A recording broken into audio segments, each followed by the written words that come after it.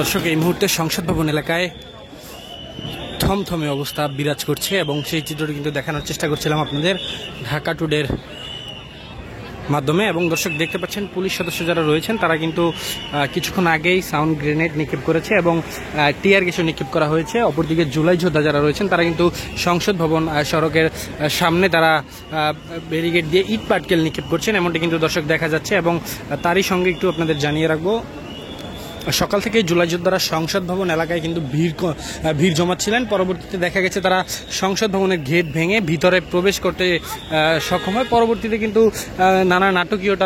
নানা নাটকীয়তার মধ্য থেকে কিন্তু সেই চিত্রগুলো দেখানোর চেষ্টা করছিলাম আপনাদের। এবং এই মুহূর্তে দেখতে পাচ্ছেন কিছুক্ষণ আগেই পুলিশ সদস্যরা সাউন্ড গ্রেনেড নিক্ষেপ করেছে এবং ঠিক শক্ত অবস্থানে রয়েছেন পুলিশ সদস্যরা। পাশাপাশি যে চিত্রটি আপনাদের দেখানোর চেষ্টা করছিলাম সংসদ ভবন এলাকা থেকে, এই মুহূর্তে কিন্তু আরও একটি সাউন্ড গ্রেনেড নিক্ষেপ করা হয়েছে। দর্শক সেই চিত্র কিন্তু দেখানোর চেষ্টা করছি।